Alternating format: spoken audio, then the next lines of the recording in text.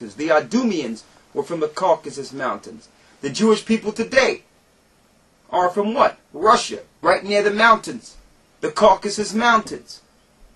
Before that, the Asians were in those European isles. Now, in case you might think that these people, which are primarily Caucasian, because they're red, if you think that they are Japheth, this proves that they're not Japheth. I need you to go to Genesis 36 and 20. You're there, right? Read the 20th verse. Verse 20. These are the sons of Ser, the Horite, who inhabited the land Lotan, and Shobal, and Zibiah, and Anna. Now, it says, these are the sons of Ser, the Horite. Edom had a child named Horite, or they were called Horites in certain areas. When you look at Horite, it tells you Horite in the it's in the Hebrew, it's Horiah. Okay? It's Horiah, excuse me. And in the Hebrew, if you have your Strong's Concordance, it's 2356 in your Strong's Concordance. Look it up. And Horite in Genesis 36 from the mountains means cave dweller.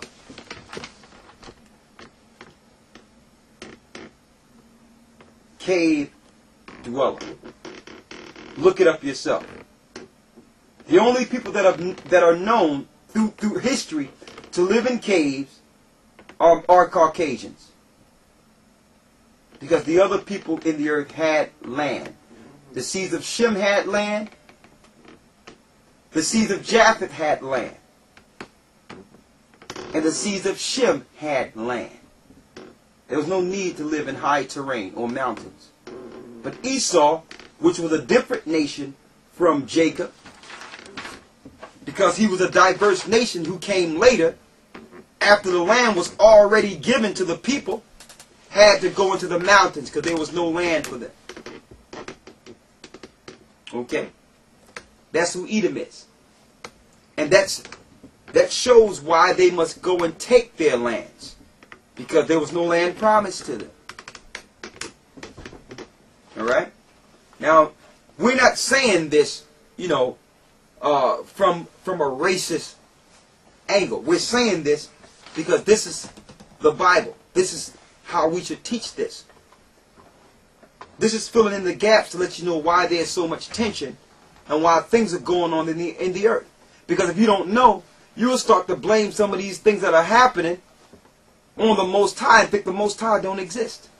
So we must let you know that this is prophecy. This is prophecy.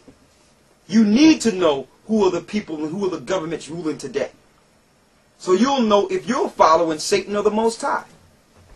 Because your government is behind your religious institutions. They're behind your beliefs. They're behind your political beliefs.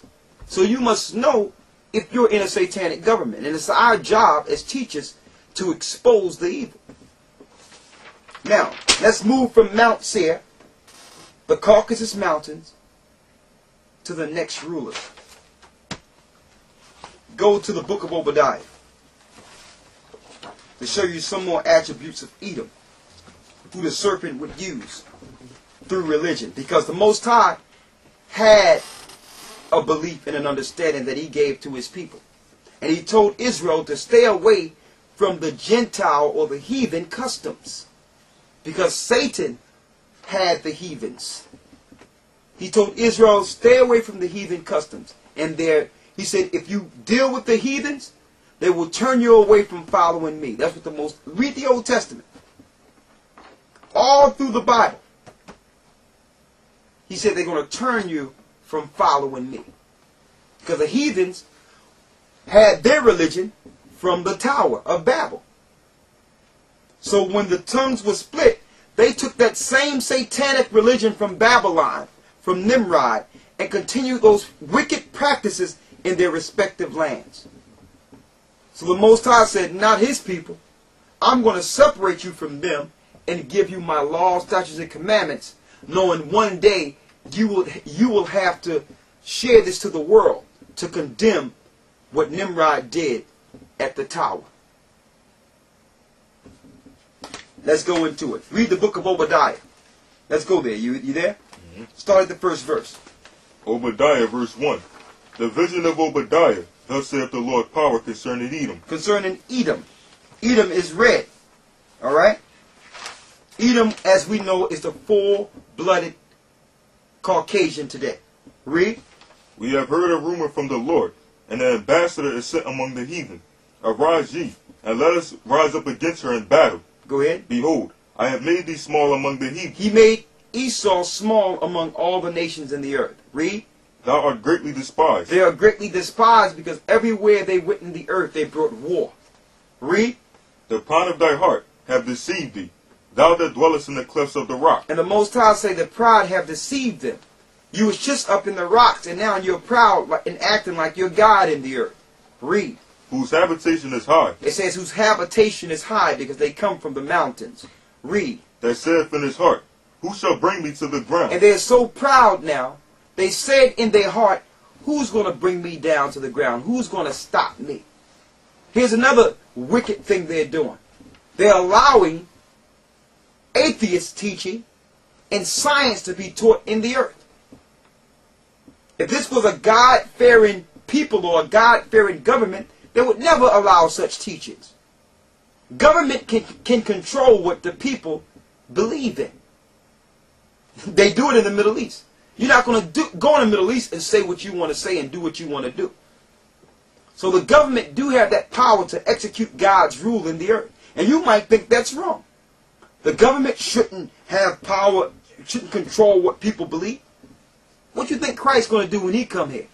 You think you're going to believe what you want when he's bringing a government and a belief? And if you believe anything else besides what Christ is bringing, you cannot be in his kingdom. So government should uphold the laws and execute the laws of the Most High in the earth. That's their job. That's why the Lord set up Israel as a government to represent him, to oppose the wickedness in this world. Read. Verse 4.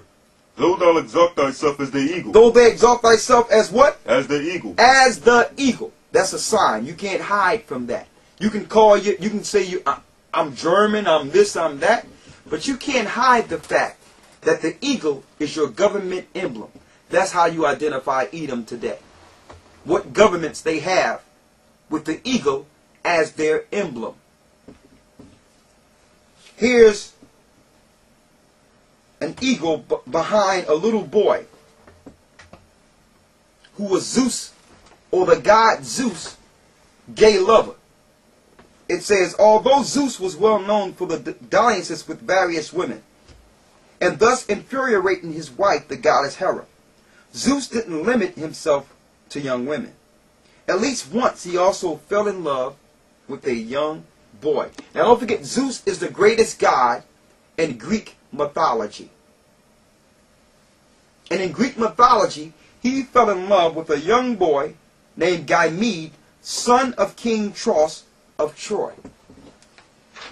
And what do this little boy have behind him? Zeus, gay lover, an eagle. Read that again. Though thou exalt thyself as the eagle. So the Greek's emblem is the eagle. The Roman Empire emblem is the bald eagle. The Roman Empire. America emblem. You see it on the post office. It's the eagle. You see it on your dollar, on your quarter. The eagle.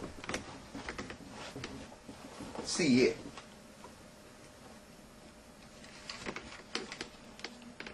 Though thou exalt thyself as the what? As the eagle.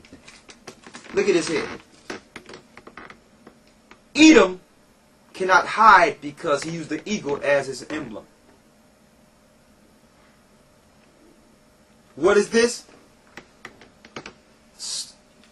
Right over the eagle is what? The sun. the worshiping of the sun. Right over the eagle. Linking directly to Nimrod. The worship of the sun. In ancient Egypt they did it also. And now they're doing it today in America, worshiping on Sundays. In the midst of the sun is a six-pointed star, which is the star of Moloch. Moloch is Satan.